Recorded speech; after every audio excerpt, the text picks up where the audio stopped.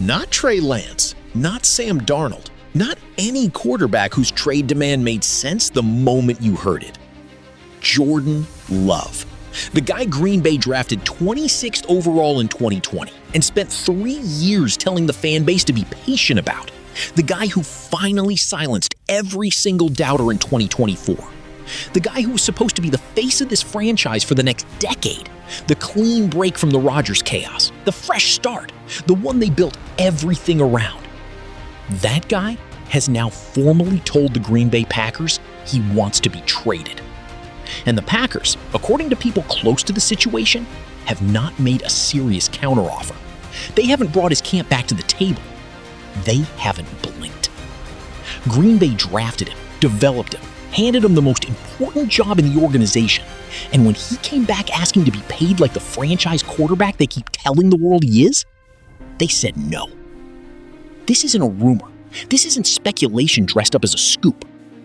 This is a franchise at war with itself, and the national media is barely covering it. Here is the full context behind Love's contract situation and why his demand isn't coming out of nowhere. When Green Bay used a first-round pick on Jordan Love in 2020, Aaron Rodgers was still the starter, still the MVP, still very much the present rather than the past. That pick was always about the future, a calculated bet that Rodgers' window would eventually close and that the franchise needed a plan when it did. That bet took longer to pay off than anyone wanted to admit publicly. Love sat for 3 years. He watched, he practiced, he got 1 or 2 games of real experience and mostly waited while Rodgers held every press conference and took every snap and won every room he walked into. Then Rodgers left and everything changed. Love stepped into the starting role and took his lumps. But by 2024, he looked like a different player. A better processor, cleaner with the ball, more decisive in the pocket. The Packers went on a run in the back half of the season that had people in Wisconsin talking Super Bowl in a way they hadn't in years. He earned that momentum. He earned the right to come back to the table and say, "I'm your guy. Now pay me like your guy." What he did not expect was the organization he'd given everything to saying essentially, "Not yet." Here is the exact point where the renegotiation broke down, and why the gap between the two sides is larger than Green Bay wants to admit. Love's current contract pays him well by most standards. But well by most standards and like a franchise quarterback are two very different things in the NFL right now. The market has moved. Dak Prescott is at $60 million per year. Jalen Hurts is at $51 million. Even quarterbacks with less proven track records than Love's 2024 season have reset the market above what Green Bay is currently paying him. Love's camp came in asking for a restructure that would put them in the top 5 of quarterback contracts. Not the top 1, not some outrageous number designed to be rejected. Top 5. A number that reflects where he actually ranks among starting quarterbacks in this league based on what he's done on the field. Green Bay's response, according to sources, was not a serious counter. It was a figure well below what the market supports, accompanied by language suggesting the organization wanted to see 1 more year before committing to a long-term reset. 1 more. After everything Love went through, after the patience he showed sitting behind Rodgers, after the 2024 season he put together, after 3 years of being told your time is coming, his camp heard that and stopped taking calls. Here is how Love's formal trade request was communicated to Green Bay and why the method matters as much as the message. This didn't leak through a reporter with a single anonymous source. It didn't show up as a vague hint in a beat writer's notebook. Love's representation sent formal, written communication to the Green Bay Packers organization, stating that their client had lost confidence in the team's willingness to negotiate in good faith, and that he was formally requesting to be made available for trade discussions. Formal, written, on record. That's not a negotiating tactic. You don't put something like that in writing if you're bluffing. Agents who want leverage plant a rumor through a trusted reporter and wait to see how the team reacts. Agents who actually want out put it in a letter. Green Bay received that letter on a Tuesday morning. By Wednesday evening, the story had gotten out. Not through Love's camp, notably, but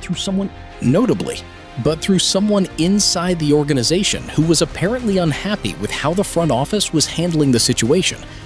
That internal leak is its own story.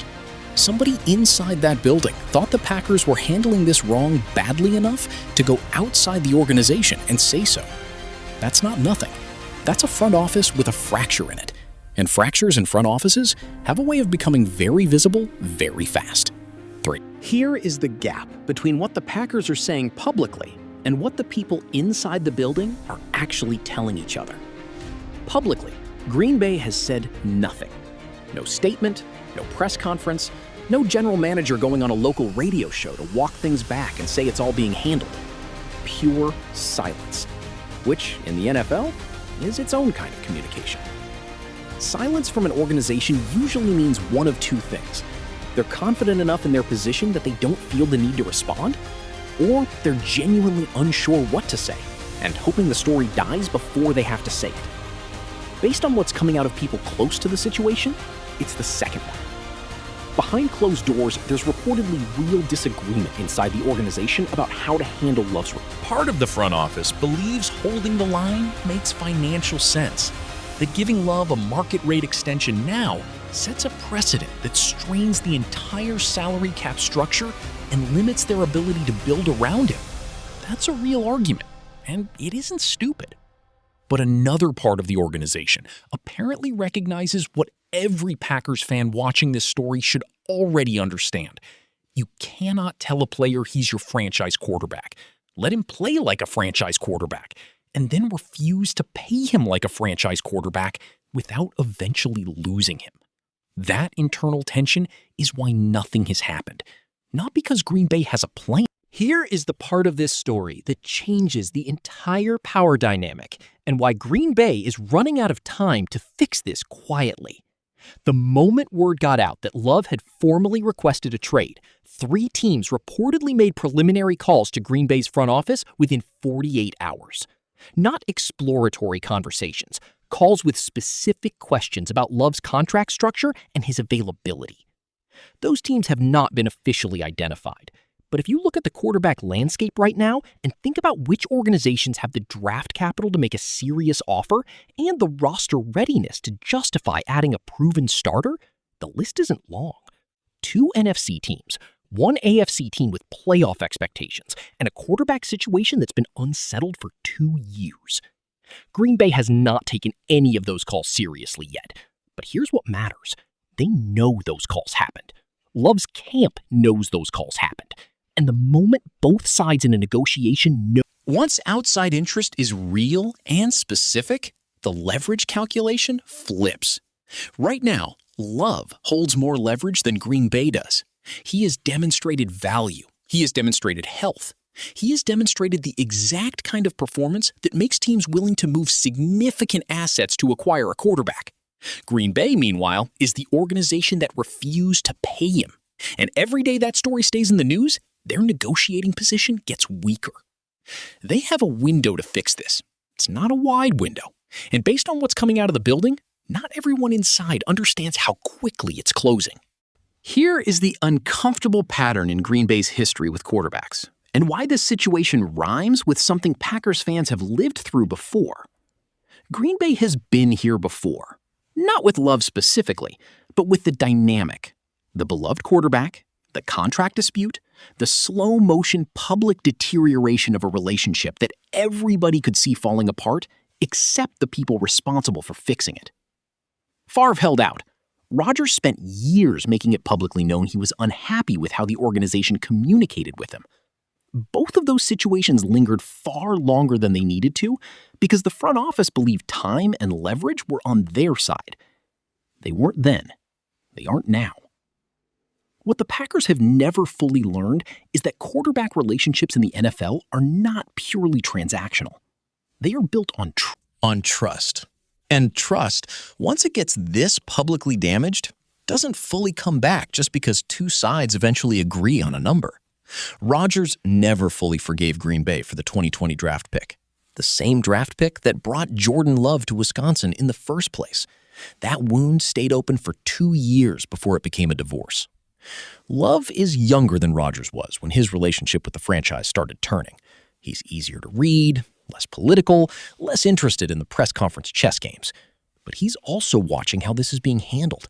His teammates are watching. His offensive weapons are watching. And every day the organization stays silent while a trade demand sits in their inbox is a day the locker room does the math on what it means. Green Bay cannot afford to let this become the Rodgers situation again. They already survived that once. A second public quarterback breakup, this close to the first, would be genuinely damaging to the franchise's ability to attract and retain the players around Love that make him the quarterback he's becoming. Here is everything that's happened, assembled into one place, so the full weight of it is clear. Jordan Love was drafted 26th overall in 2020. He waited 3 years behind Aaron Rodgers, without complaint. He took the starting job in 2023 and developed into a legitimate franchise quarterback by 2024. His camp came to Green Bay asking for a top 5 contract. Not the top contract in the league, top 5. And Green Bay responded with a below-market offer and language suggesting they wanted 1 more year of proof first. Love's representation sent a formal written trade request. That request was followed within 48 hours by preliminary calls from at least 3 teams. An internal source inside the Packers organization leaked the story, suggesting the front office is not unified on how to handle this. Green Bay has said nothing publicly. The leverage is shifting toward Love. The window to solve this quietly is closing, and the franchise is once again watching a quarterback. Here's where things stand right now. Jordan Love formally requested a trade. Green Bay refused to meet his market rate contract demands. 3 teams called within 48 hours. The front office is divided. The building is leaking. In the post-Rodgers era the Packers spent 4 years carefully constructing is now in genuine jeopardy. Not because Love failed, but because the organization that developed him won't pay him like the player he became. The Packers have a choice. Get serious at the negotiating table before this goes any further, or watch the quarterback they built the future around walk out the door the same way the last one did. The 4 things you need to hold on to. Formal written trade request on record. Below market offer with a 1 more year condition attached. 3 teams already calling, and a front office that apparently can't agree internally on what to do next. That's not a negotiation. That's a franchise in crisis. Drop a comment. Does Green Bay refusing to pay Jordan Love market rate officially make